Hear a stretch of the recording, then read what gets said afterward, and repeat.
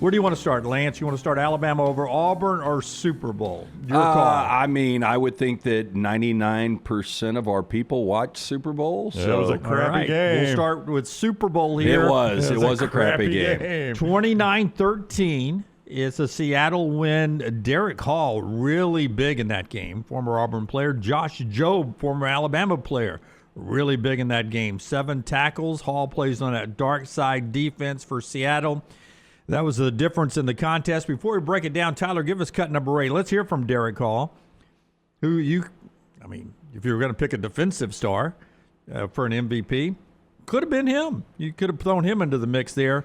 2-sack game and the D-line's domination, setting an NFL Super Bowl record with 7 sacks. Here's Derick Hall. Yeah, man. It's been a little crazy year for me. Obviously, the pressures and the hits been there, and but no sacks. And man, what a more rewarding time, to be blessed, have opportunity to go out in this game and help lead this team to success tonight. So I really can't put it into words, man. I'm blessed. I'm honored, and I think up front, that's our goal, to go out to dominate every single week. Obviously, kudos to the Patriots. They were here for a reason, right? They had a lot of success this year, but going out on the front, man, we just try to go out and dominate every single game, and I feel like that showed tonight.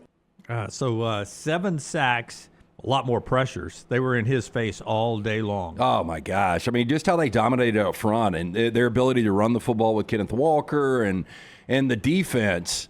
Look, a lot of people believe the NFC Championship game was the Super Bowl, de facto Super Bowl.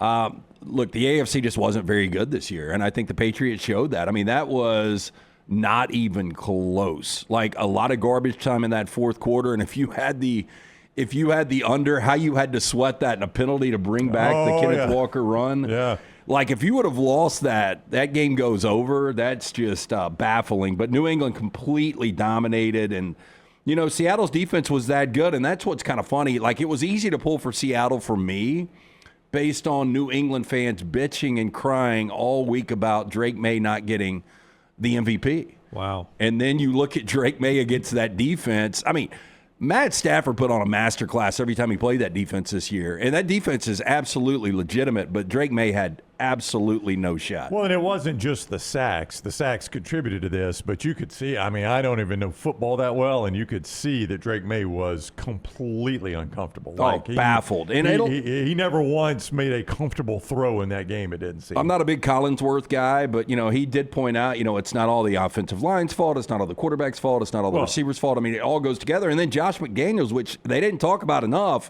he got completely schooled. I mean, that one deep over the middle interception where they show it, from the high end zone, and Collinsworth's like, I got nothing for you here. I don't know how you make this. Well, that was a horrible decision by Drake Maye. One of the big problems, I mean, you can point a lot of fingers if you're New England. We'll go SEC again. Will Campbell. Now, you're starting a rookie left tackle and a rookie left guard. So if you're at New England, you're like, these guys are only going to get better, you hope. And you made it to the Super Bowl with a rookie left side. But Will Campbell gave up 14 quarterback pressures, the most allowed by a player all season long in any game. It could be a Buccaneer versus Saints game. Yeah, it doesn't matter. Nobody gave up 14 pressures. I got to be honest, going back watching Will Campbell last year at LSU, I thought he got beat a lot in the SEC. And, I mean, every time I've watched him, he gets completely dominated. But, look, he's a starting left tackle. And maybe not for long. Yeah, I thought he was absolutely awful. Yeah, and this is nothing new. I mean, this was not just one bad night for him. Will Campbell had been an issue for him. I mean, Orlovsky brought it up last time he was on with us on whatever day that was last week. Orlovsky joined us. He was like, Will Campbell's an issue for New England. Like, that is going to be a problem for them on Sunday night. And, boy, I don't even know if Dan realized it was going to be that big of a problem. But it came from everywhere, boy. It sure did. And Drake Maye felt the pressure of it. The first 9 drives for the Patriots, 8 punts and a fumble. Through 3 quarters, Drake Maye was 8 of 14, 60 yards. The Patriots scored 60 points in the postseason. And by metrics, Drake Maye had the worst playoffs ever. Yeah. And I don't know how people think this was the best quarterback in the league this year. But But, boy, he got exposed in the postseason. Look, and he's second youngest quarterback to ever get to a Super Bowl. And I don't know where you guys are on Drake Maye getting back to a Super Bowl. I would bet that he doesn't, but he's still got a lot of career in front of him. Did you just say worst postseason ever by metrics? I'll find it who wrote it. I believe by it. metrics, it was the worst playoffs ever for a quarterback. I mean, that's like I didn't think he was that bad, like worst ever bad in the playoffs. I mean, I didn't think he was AFC amazing. Championship game, and look, conditions were awful. They were. And he didn't have to really do anything, but he was 10 of 21, 86 yards. Yeah. I mean, again, they were playing in a blizzard. I mean, to his defense. And as Dunaway said, I had him 8 of 18 going through 3 quarters, 60 yards, and a pick.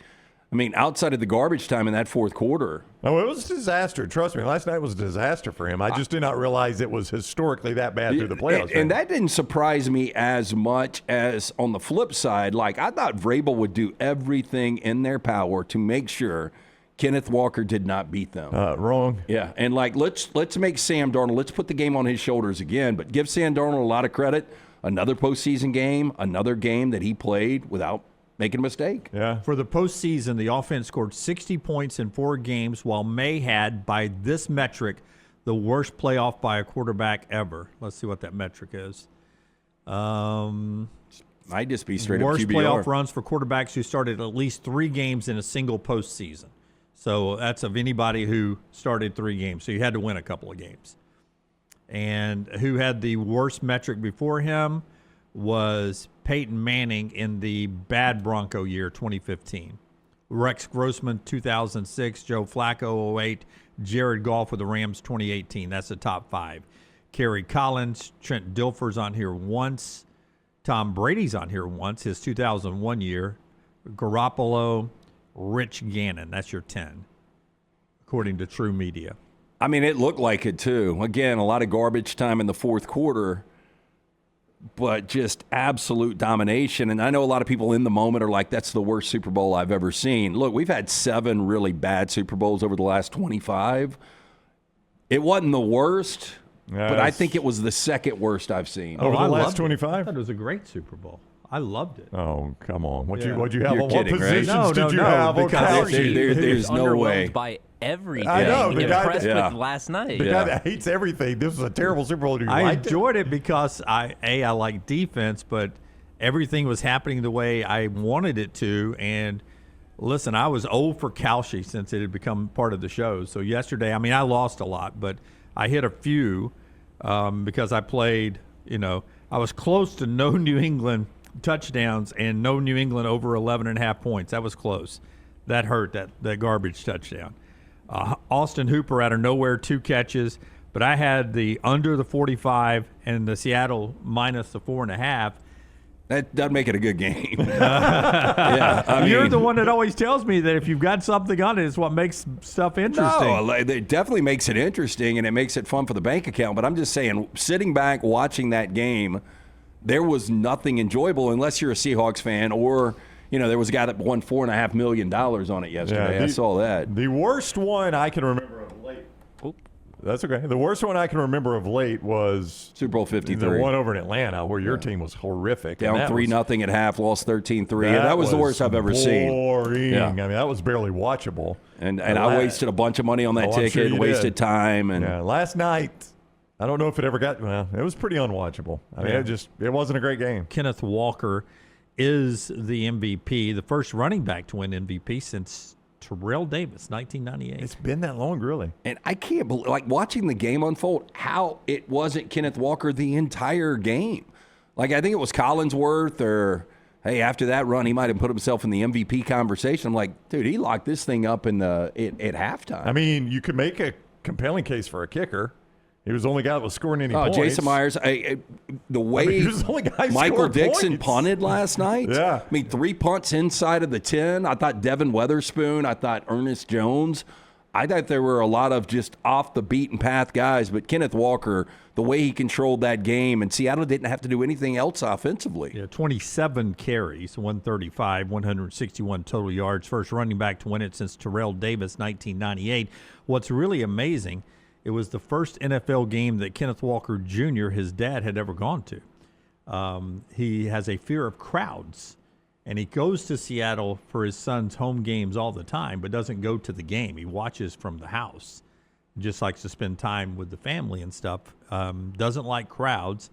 Was at the Super Bowl, though, and Kenneth Walker was very emotional afterwards. He was like, my first game my dad's come to, and wins the Super Bowl. And the MVP. That's pretty crazy. If you don't like crowds, you don't want to go to a Super Bowl. I was about to say, that's the one place you don't want to test it, I would imagine. I'm going to assume he doesn't Christmas shop either. I would imagine your fears in a crowd is that something's going to happen.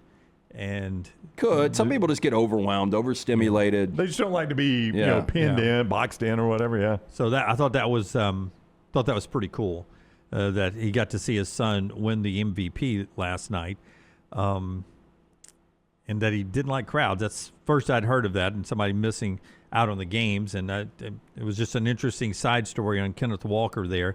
And another great point by the broadcast team made was Mike Tirico actually brought it up.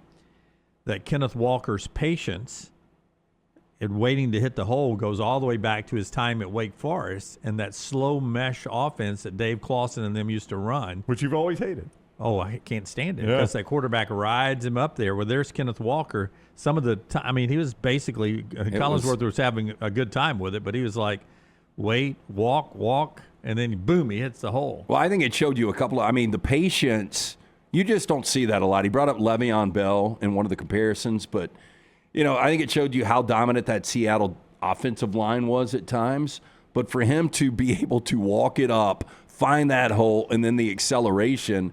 And I think we forget how good of a back Kenneth Walker was at Michigan State, winning a Doak Walker. All I can think of every time I hear his name is how much money he made Mel Tucker. Yeah. And made Peyton Thorne look like a tremendous quarterback, honestly. Well, and how much he is a free agent next year. Like, was this the absolute perfect moment for him to dominate? That's right. Like, right now, he can test the market. Yeah. And that's the interesting. And John Snyder is one of the best, if not best, general managers in all of football. And, boy, he's going to have a decision to make because, he made some magical decisions in the offseason last year for Seattle.